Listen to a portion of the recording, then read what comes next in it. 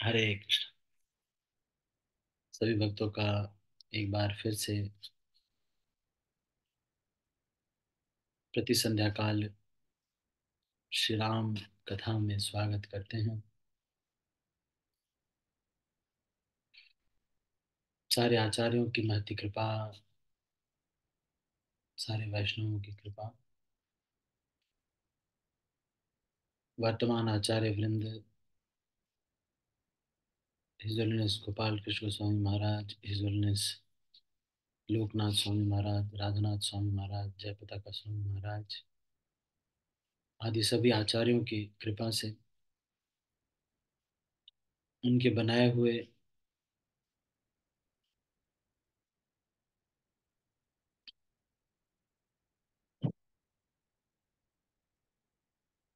जो ढांचे के ऊपर हम कार्य करते हुए प्रचार को प्रधान और प्रचार को प्रधान साधना का एक विशेष माध्यम मानते हुए हम प्रतिदिन भगवान राम की कथा पढ़ रहे हैं। पढ़ने का उद्देश्य मात्र भगवान राम का स्मरण, भगवान राम जो अपने आचरण से हमें शिक्षा देना चाहते हैं, यही हमारा उद्देश्य है। और भगवान राम का स्मरण बढ़े और हमें कभी न कभी ये दुर्बुद्धि मन को शिक्षा देने की इच्छा तो जागृत हो कि अरे तुम कब सुधरोगे। इस तरह से इस श्रृंखला को हम आगे बढ़ा रहे हैं। एक एक किरदार जिसके बारे में पढ़ के भक्ति भाव जागृत हो जाता है, वो जब सामने होगा तो कितना सुंदर लगता हो। तो ये कहानी आगे बढ़ रही है। भरत जी राम जी से मिलने गए हैं। ये विवाद चल रहा है कि राम जी को करना क्या चाहिए, क्या उनको चल चल देना चाहिए। भरत जी वशिष्ठ जी के पास गए हैं।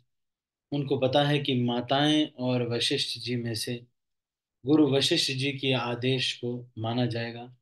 मैं तो चाहे जिद भी करूं, मेरे आदेश को नहीं माना जाएगा।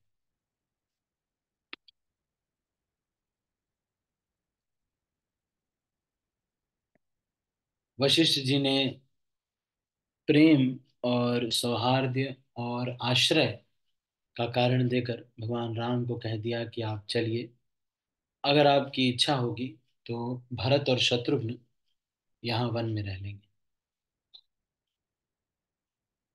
अब भगवान राम वशिष्ठ जी से कहते हैं, आपका रुख रखने में और आपकी आज्ञा को सत्य कहकर प्रसन्नता पूर्वक पालन करने में ही सबका हित है। इसलिए जो मेरे लिए आज्ञा हो आप मुझसे कहें। ऐसा भगवान राम कह रहे हैं। हे गोसाई, आप जिसको जैसा कहेंगे सब वैसा ही करेंगे।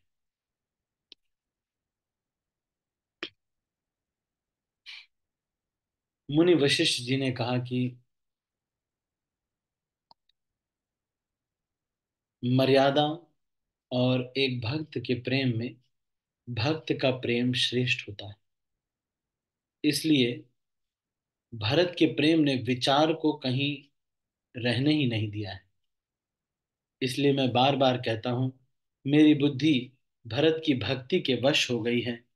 मेरी समझ में तो भरत की रुचि रखकर जो कुछ किया जाएगा, शिव जी साक्षी हैं, वह सब शुभ ही हो।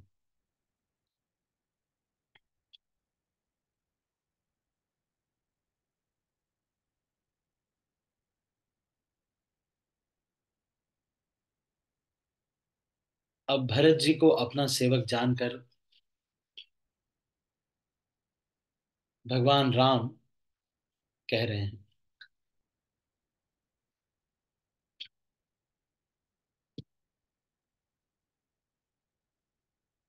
हे नाथ, आपकी सौगंध और पिताजी के चरणों की दुहाई, विश्व भर में भरत के समान भाई कोई और नहीं हुआ है।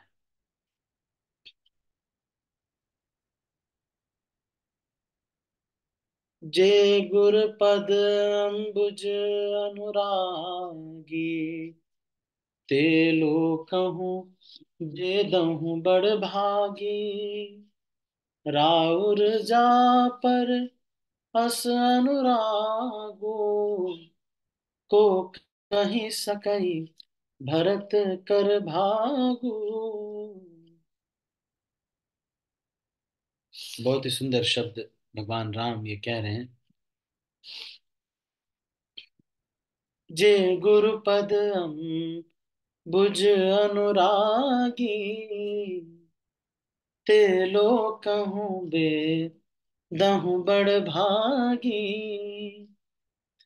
राउर जा पर अस अनुरागो, को कहीं सकई भरत कर भागु।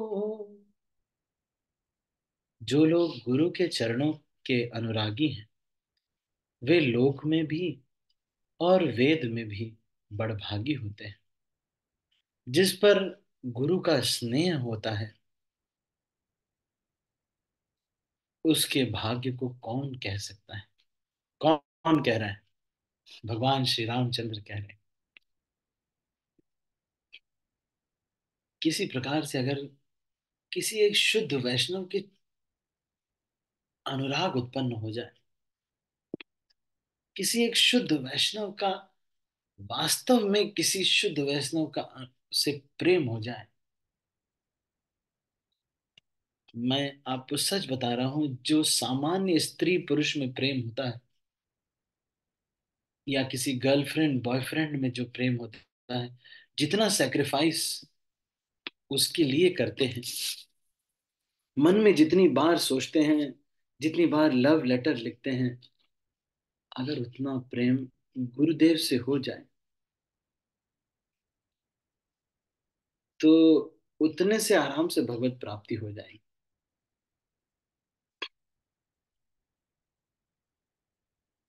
इसीलिए गुरु के चरण कमलों में अनुराग उत्पन्न करना,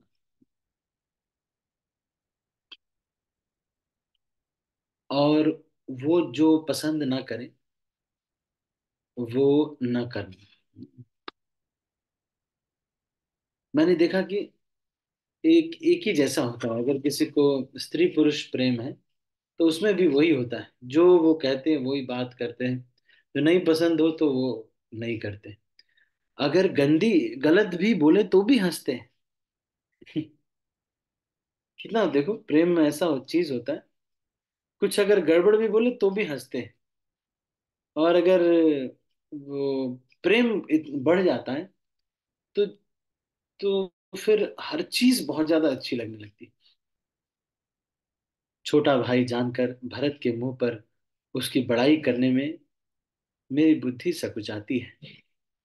फिर भी मैं तो यही कहूंगा कि भरत जो कुछ भी कहें वही हमारे लिए श्रेयस्कर होगा। इसलिए जैसा भरत आदेश करे वैसा हम करने को तैयार हैं। रामचंद्र जी ऐसा कह रहे हैं। भगवान राम भी सच में कितने अचरज से, कितने कौतुकी हैं।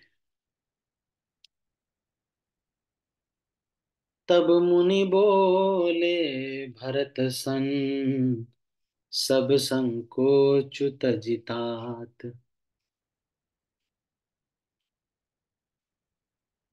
कृपा सिंधु प्रिय बंधु सन, कहूँ हृदय के बात। हे भरत सुनो, संकोच छोड़ करके जो भी तुम्हारे हृदय में है वो कह दो। भरत जी ने कहा, अब गुरु जी ने तो बोल ही दिया है जो मुझे बोलना था, तो मैं इससे आगे क्या कहूँ। इसलिए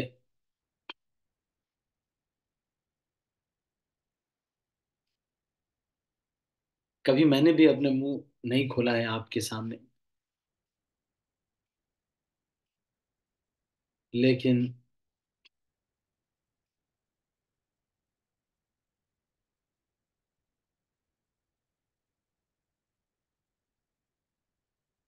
मैं सोच रहा हूँ कि मेरे मन में कोई दोष का लेश भी नहीं है। मेरा अभाग्य ही अथाह है। पता नहीं कौन से अपने परिणाम, पापों के परिणाम के अनुसार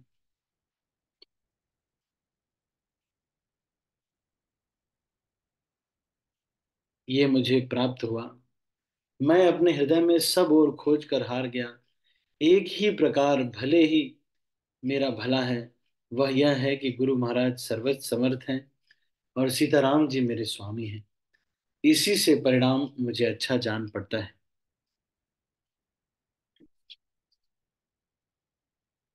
साधुओं की सभा में गुरु जी स्वामी जी के समीप इस पवित्र तीर्थ स्थान में मैं सत्य भाव से कहता हूँ, यह प्रेम है या प्रपंच, झूठ है या सच, मुनि वशिष्ठ जी और रघुनाथ जी जानते हैं।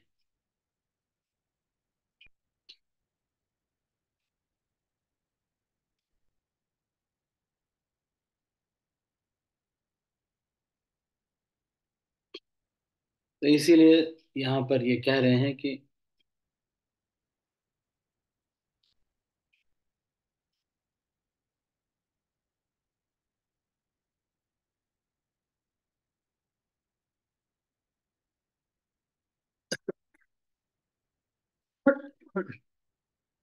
हम ये कह रहे हैं कि रघुनंदन, आप चलिए, है ना। हे तात, आप चलिए। अब ये सब देख करके वशिष्ठ जी ने कहा, हे तात, तुम हृदय में ग्लानि मत करो। दुनिया के बहुत ही श्रेष्ठ पुरुष भी तुमसे नीचे हैं।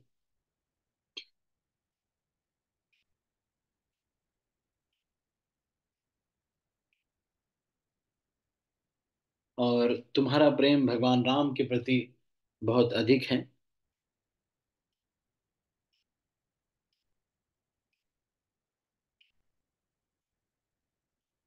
मैं तुम्हें अच्छी तरह जानता हूं, क्या करूं। जी में बड़ा असमंजस है। राजा ने मुझे त्याग कर सत्य को रखा और प्रेम प्रण के लिए छोड़ दिया। उनके वचन को मेटते मन में शोक होता है। उससे भी बढ़कर तुम्हारा संकोच है। उस पर भी गुरु जी ने आज्ञा दी है। इसलिए अब तुम जो कहो मैं वही करूंगा। हम्म।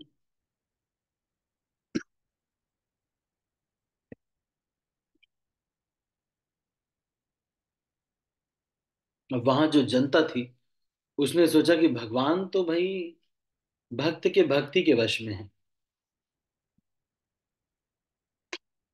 फिर से देवता और इंद्र, ये लोग सब लोग बहुत व्याकुल हो गए कि अरे भगवान तो भक्त वत्सल है, भक्त के लिए कुछ भी कर सकते हैं।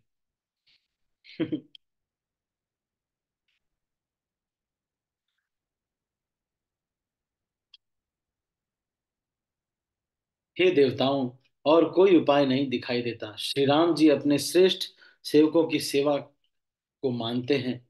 अतएव अपने गुणों से राम जी को वश में करने वाले भरत जी का ही सब लोग स्मरण कीजिए। देवताओं का मत सुनकर देवगुरु गुरु बृहस्पति ने कहा, अच्छा विचार किया, तुम्हारे बड़े भाग्य हैं। भरत जी के चरण कमलों में प्रेम जगत में सब शुभ मंगलों का मूल है। हम्म।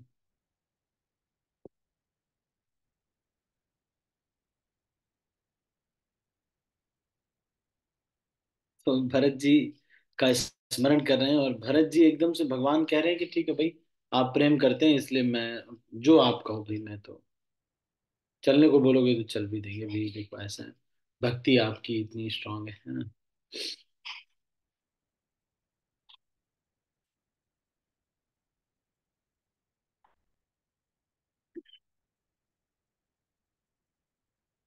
सब तरह से विचार करके अंत में उन्होंने मन में यही निश्चय किया कि राम जी की आज्ञा में ही अपना कल्याण है। उन्होंने अपना प्रण छोड़कर मेरा प्रण रखा है। यह कुछ कम कृपा है। देख रहे हैं, अब भरत जी को ये लग रहा है कि भगवान ने ये कह दिया कि राम जी ये कह रहे हैं, ये सोच रहे हैं भरत जी कि राम जी जो भी प्रण लिया था, गुरु पिताजी ने जो भी कहा था वो सब छोड़कर मेरी भक्ति के अधीन होकर के वो लौटने को तैयार है। तो इसलिए ऐसे राम जी की आज्ञा माननी चाहिए।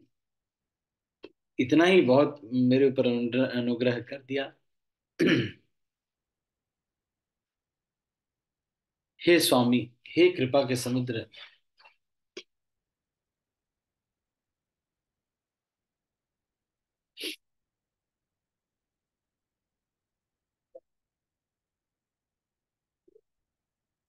केवल एक आप ही हो तो फिर कहिए किसकी भलाई से भला हो सकता है। आपका स्वभाव कल्पवृक्ष के समान है।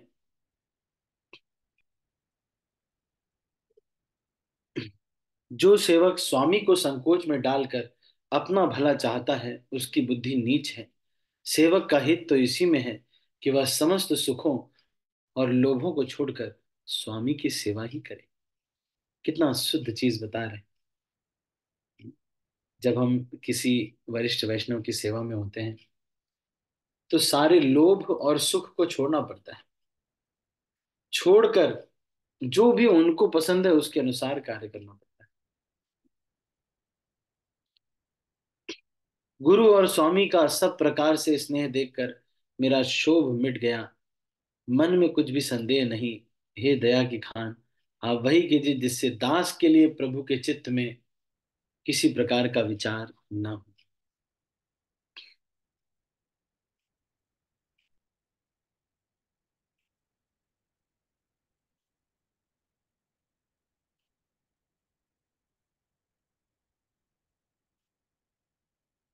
छोट हे देव, आप मेरी एक विनती सुनकर फिर जैसा हो वैसा कीजिए। राज तलक की सब सामग्री सजा कर लाई गई है। जो प्रभु का मन माने तो उसे सफल कीजिए। छोटे भाई शत्रुघ्न समेत मुझे वन भेज दीजिए और अयोध्या लौट लौट कर सबको सनाथ कीजिए। नहीं तो किसी तरह भी, हे नाथ, लक्ष्मण और शत्रुघ्न दोनों भाइयों को लौटा दीजिए। मैं आपके साथ चलूं। अथवा हम तीनों भाई वन चले जाएंगे। हे रघुनाथ जी, आप श्री सीता जी सहित लौट जाइए। हे दया सागर, जिस प्रकार से प्रभु का मन प्रसन्न हो वही कीजिए।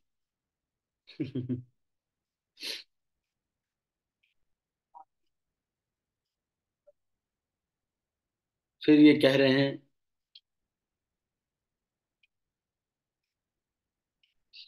उत्तर दे सुनी स्वामी रजाई, सो सेवक लखी लाज लजाई। असमय अवगुण उदधि अगाधु, स्वामी सनेह सराहत साधु। एक सेवक की परिभाषा बता रहे हैं, सेवक किस प्रकार का होना चाहिए। जो लोग भक्तों की सेवा में लगे रहते हैं उनको ये सब सीखना चाहिए। कैसे?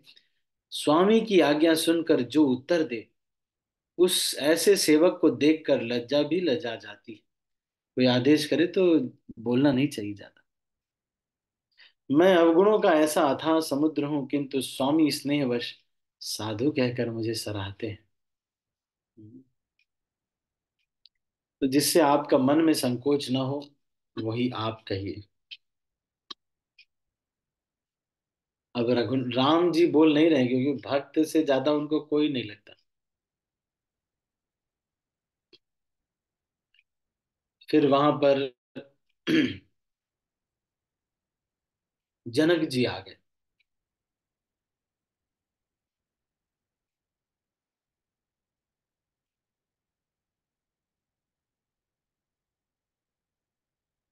अच्छा, जनक जी के दूत आए और उन्होंने ये कहा कि आप सब लोग कैसे हैं। मैं अयोध्या आया था तो वहां कुशल क्षेम पूछने के लिए। तो फिर अभी ये पता चला कि आप लोग यहाँ पे हैं तो हम लोग यहाँ पर आ गए। हम्म।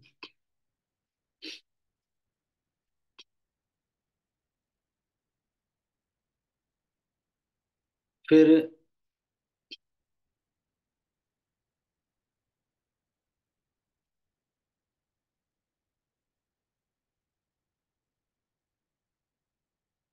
तो फिर इस तरह से जनक जी ने फिर जनक जी को ये खबर मिल गई थी कि किस तरह से यहाँ पर रानी ने कुछ कह दिया है।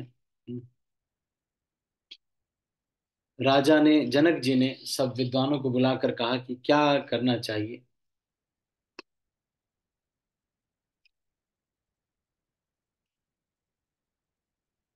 तो फिर उन्होंने कुछ गुप्तचरों को अयोध्या भेजा।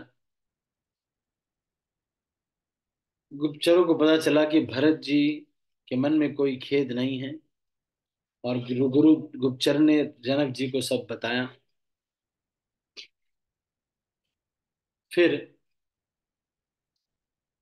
जनक जी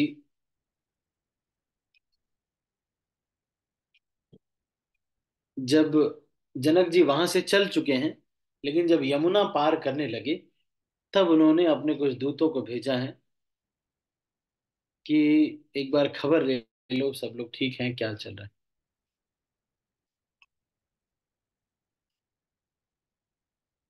अब जनक जी आ रहे हैं ऐसा सुन करके सब लोग हर्षित हो गए, लेकिन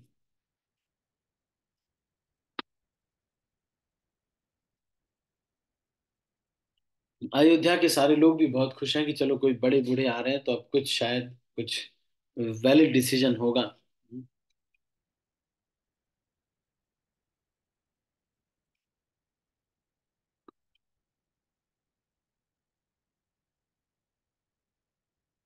तो सब लोग इस तरह से विचार करने लगे।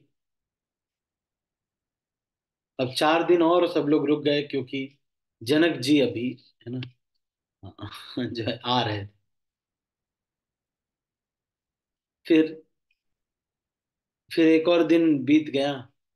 दूसरे दिन प्रातःकाल सब लोग स्नान करके, सब पूजा पाठ करके, भगवान विष्णु की वंदना करके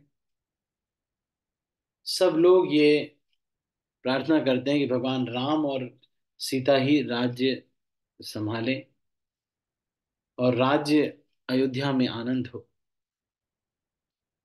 और राम जी भरत जी को युवराज बनाए। हे देव, इस सुख रूपी अमृत से सींच कर सब किसी को जगत में जीने का लाभ दीजिए। इस तरह से सब लोग मांग रहे थे।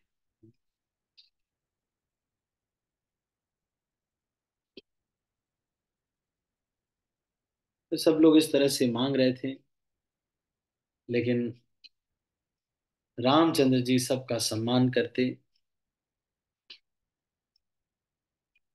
और नीति का पालन करने में श्रेष्ठ थे।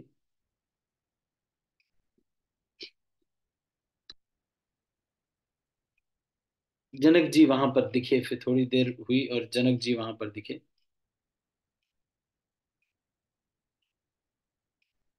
फिर सारे मुनियों की चरण वंदना करने लगे। रामचंद्र जी ने भी ऋषियों को प्रणाम किया। वहां से जनकपुर के बहुत सारे गण आए और शतानंद जी जो कि उनके गुरु हैं वो आए जनक जी के।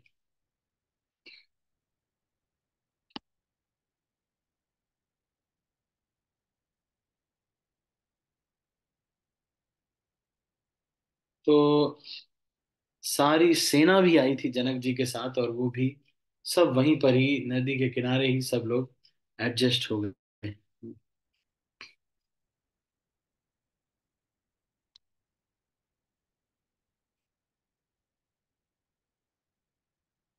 अब और रोना धोना शुरू हो गया, सब लोग देखने लगे कि अरे ये जब जनक जी आ गए तो और सब लोग रोने लगे।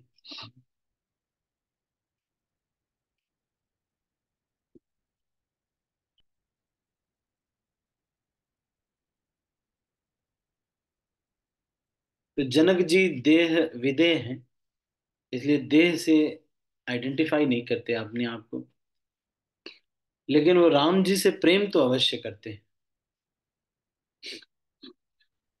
निमिराज जनक जी और रघुनाथ जी दोनों ओर के समाज ने दूसरे दिन सवेरे स्नान किया और वृक्ष के नीचे जा बैठे। सबका मन उदास और शरीर दुबले हो गए थे।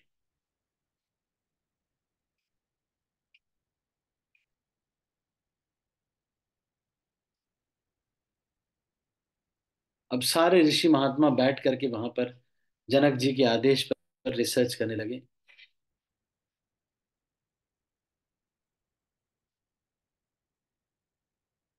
अब हमको भगवान राम ने कहा कि अब हमको कुछ आहार लेना चाहिए, क्योंकि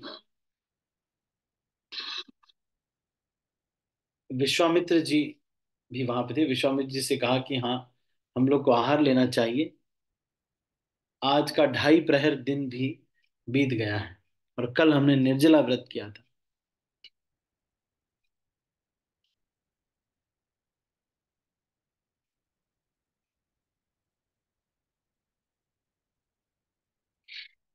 जनक जी ने वहां पर कहा कि यहाँ पर अन्न खाना उचित नहीं है। फिर यहाँ पर फल ही खाना चाहिए। तो फिर वो बहुत सारे फल फूल पत्ते इत्यादि वो वनवासी वहां के वो लेकर के आ गए।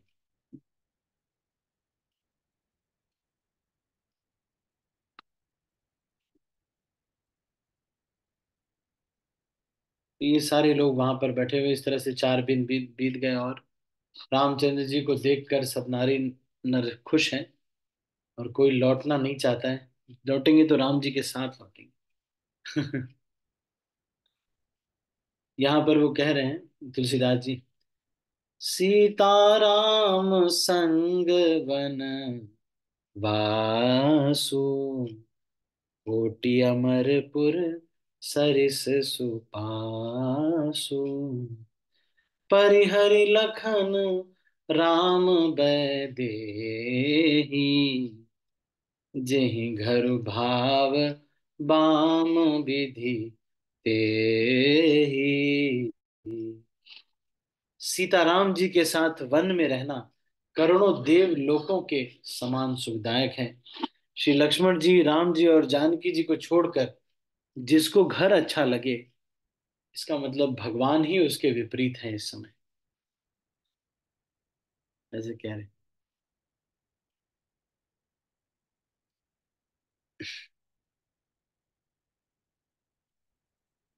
राम जी के पर्वत कामदानाथ, वन और तपस्वियों के स्थानों में घूमना, फूलों फलों का भजन करना, 14 वर्ष सुख के लिए पल के समान हो जाएंगे, जाते हुए जान ही न पड़ते हैं। सब लोग कह रहे हैं कि हम इस सुख के योग्य नहीं, हमारे ऐसे भाग्य कहाँ। दोनों समाजों का श्री रामचंद्र जी के चरणों में सहज स्वभाव से ही प्रेम है।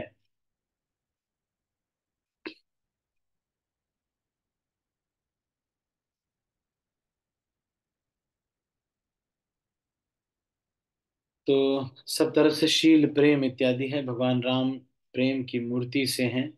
और फिर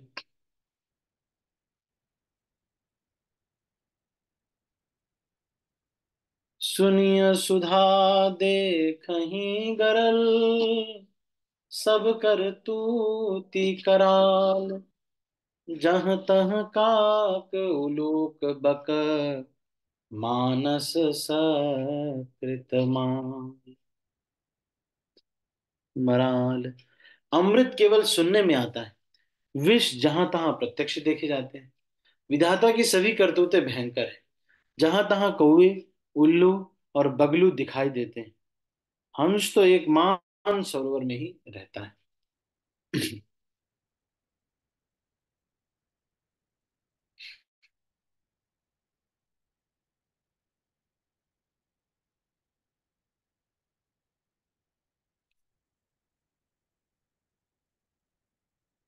तो इस तरह से ये बातचीत चल रही है। और फिर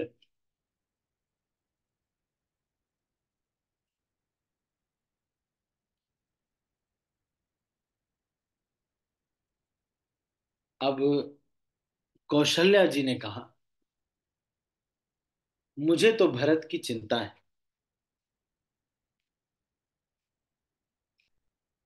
कौशल्या जी ने कहा, श्री राम लक्ष्मण और सीता वन में जाएं, इसका परिणाम तो अच्छा ही होगा, बुरा नहीं। मुझे तो भरत की चिंता है।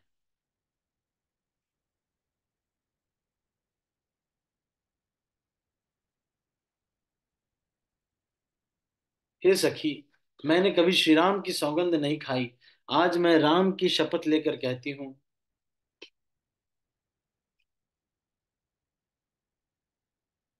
भरत को सदा कुल का दीपक ही जानती हूँ। महाराज ने भी बार बार मुझे यही कहा था। सोना कसौटी पर कसे जाने पर और रत्न पारखी के मिलने पर ही पहचाना जाता है। वैसे ही पुरुष की परीक्षा समय आने पर उसके स्वभाव से उसके चरित्र देखकर हो जाती है।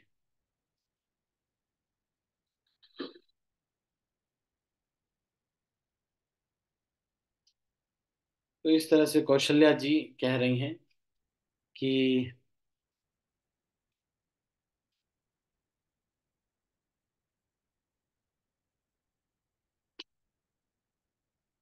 तो इस तरह से तो फिर खूब विचार करके ऐसा यत्न करें। मुझे भरत का अत्यधिक शोक है, भरत में मन में गूढ़ प्रेम है। उनके घर रहने से मुझे भलाई नहीं जान पड़ती।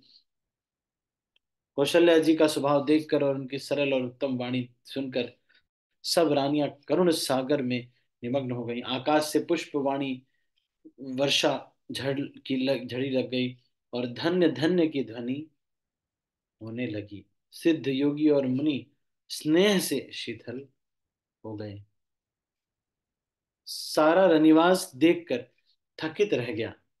तब सुमित्रा जी ने धीरज धर के कहा कि हे देवी, 2 घड़ी रात बीत गई है। यह सुनकर श्री राम जी की माता कौशल्या जी प्रेम पूर्वक उठी और प्रेम सहित सद्भाव से बोली, आप सब शीघ्र डेरे को पधारिए। हमारे तो अब ईश्वर ही गति है।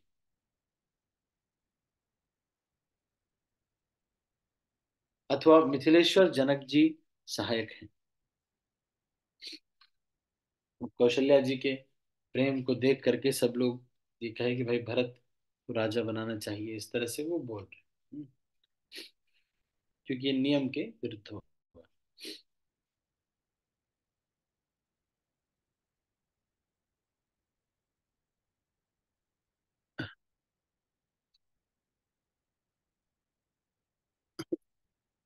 अब जानकी जी भी सबसे मिली, सीता मैया सबसे मिल रही हैं और सारे कुटुंबी भी आए हैं तो सबसे मिल रही हैं। फिर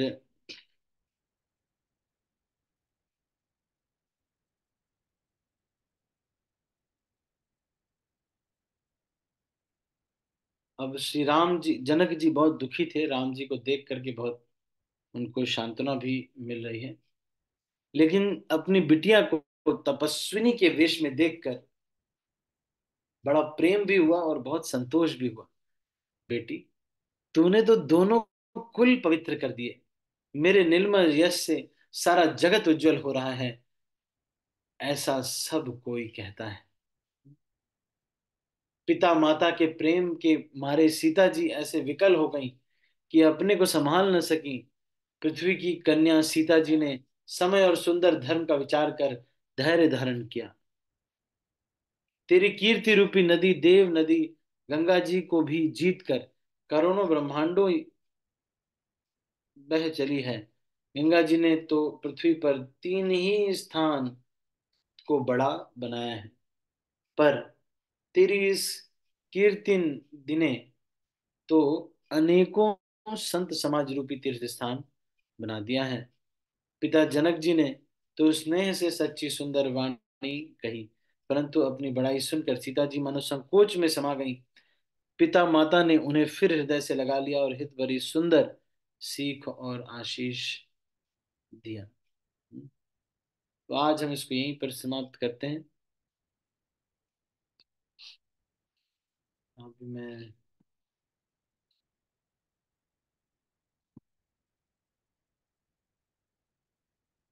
समझ लो।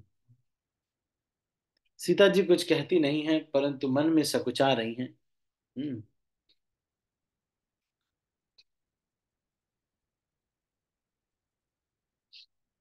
अब भगवान राम और संकोच कर रहे हैं कि क्या कहें, यहाँ समझ में नहीं आ रहे।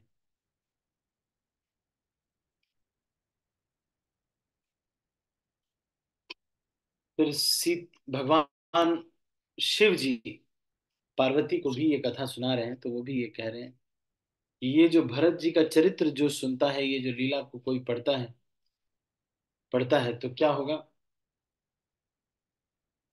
ये सारे संसार के बंधन को छुड़ाने वाली इनकी कथा है।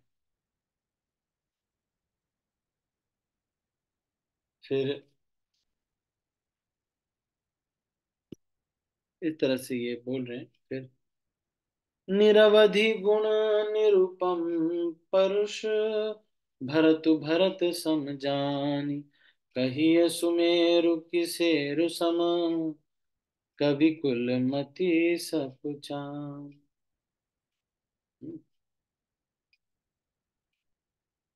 हे श्रेष्ठ वर्ण वाली भरत जी की महिमा का वर्णन करना सभी के लिए वैसे ही अगम है जैसे जल रहित पृथ्वी पर मछली का चलना।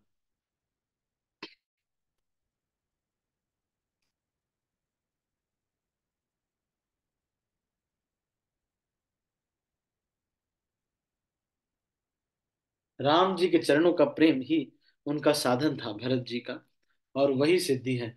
मुझे तो भरत जी का बस यही एकमात्र सिद्धांत जान पड़ता है। राजा ने बिलख कर कहा, भरत जी भूल कर भी श्री रामचंद्र जी की आज्ञा को मन से नहीं टालेंगे, अतः स्नेह के वश होकर चिंता नहीं करनी चाहिए। राम जी और भरत जी के गुणों की प्रेम पूर्वक गणना करते पति पत्नी को रात पलक के समय समान बीत गई। प्रातःकाल दोनों राज समाज जागे और नहा नहाकर देवताओं की पूजा करने लगे। रघुनाथ जी स्नान करके गुरु वशिष्ठ के पास गए और चरणों में वंदना करके उनका रुख पाकर बोले, हे नाथ, भरत अवधपुर वासी तथा माताएं सब शोक से व्याकुल और वनवास से दुखी हैं। मिथिलापति राजा जनक जी को भी समाज सहित क्लेश सहते बहुत दिन हो गए, इसलिए हे नाथ, जो उचित हो वही करें। ऐसा कहकर रघुनाथ जी सकुचा गए। उनके शील स्वभाव देखकर मुनि वशिष्ठ जी पुलकित हो गए। हे राम, तुम्हारे बिना, ऐसा कहकर रघुनाथ जी अत्यंत ही सकुचा गए। उनका शील स्वभाव देखकर मुनि वशिष्ठ जी पुलकित हो गए। हे राम, तुम्हारे बिना संपूर्ण सुखों के साज दोनों राज समाजों को नरक के समान है। तो इस तरह से ये लिख रहे हैं। अतः आप आश्रम को पधारिए, इतना कहकर मुनिराज स्नेह से शीतल हो गए। तब श्री राम जी प्रणाम करके चले गए और ऋषि वशिष्ठ धीरज धरकर जनक जी के पास आए। तो गुरु जी ने रामचंद्र जी के शील और स्नेह के युक्त स्वभाव की ही सुंदर जनक वचन राजा जनक जी को सुनाए। हे राजन, तुम ज्ञान के भंडार, सुजान, पवित्र और धर्म में धीर हो। इस समय तुम्हारे बिना इस दुविधा को दूर करने में और कौन समर्थ है। तो मुनि वशिष्ठ जी के वचन सुनकर जनक जी प्रेम से मग्न हो गए। उनकी दशा देखकर ज्ञान और वैराग्य भी विचार करने लगे। ज्ञान और वैराग्य भी विचार करने लगे, को भी वैराग्य हो गया।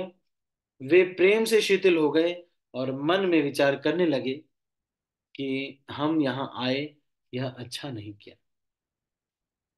तो राम ही राय कहे बंधु जाना, किन्ह आप प्रिय प्रिय प्रेम प्रवाना। हम अब बनते बन ही पठाई, प्रमुदित फिरब विवेक बढ़ाई। तो राम जी ने को दशरथ जी ने कहा, और फिर दशरथ जी को के बीए दशरथ जी को राजा दशरथ ने श्री राम जी को वन जाने के लिए कहा और स्वयं अपने प्रिय के प्रेम को प्रमाणित कर दिया। परंतु हम अब उन्हें वन को भेजकर अपने विवेक की बड़ाई में आनंदित होते हुए लौटेंगे। हम श्री राम जी को वन में छोड़कर चले आए, दशरथ जी की तरह हम मरे नहीं। तपस्वी मुनि और ब्राह्मण यह सब सुन और देख कर प्रेमवश बहुत ही व्याकुल हो गए। समय का विचार करके राजा जनक जी धीरज धरकर समाज सहित भरत के पास चले। फिर तो इस तरह से ये जो है, अभी इसकी आगे की चर्चा हम कल करेंगे। प्रयास करेंगे इसको थोड़ा सा स्पीड अप करने के लिए। इस समाज और स्थल में आप जो पूछना, इस पर यदि मैं मौन रहता हूं तो मलिन समझा जाऊंगा और बोलना पागलपन होता है। तथापि मैं छोटे मुंह बड़ी बात कहता हूं। हे तात, विधाता को प्रतिकूल जानकर क्षमा कीजिए। ठीक है, तो अभी हम इसको यहीं पर समाप्त करते हैं। आपके मन में कोई प्रश्न आ रहा है किसी के मन में, तो वो पूछ सकते हैं। आज मुख्यतः यही चर्चा, वो कह रहे हैं कि कौन किस तरह लग रहा है, कौन किस तरह के हथियार उठा रहा है।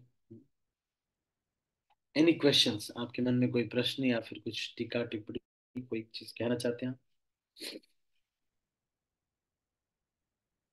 Any questions?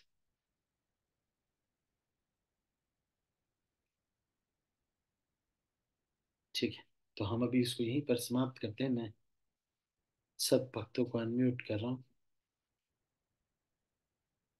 आपका कोई प्रश्न है तो आप पूछ सकते हैं। मैं सब भक्तों को म्यूट कर रहा हूँ। तो मैं आपको, आप हैंड रेज करेंगे तो मैं आपको फिर ओपन कर दूँ। Any questions?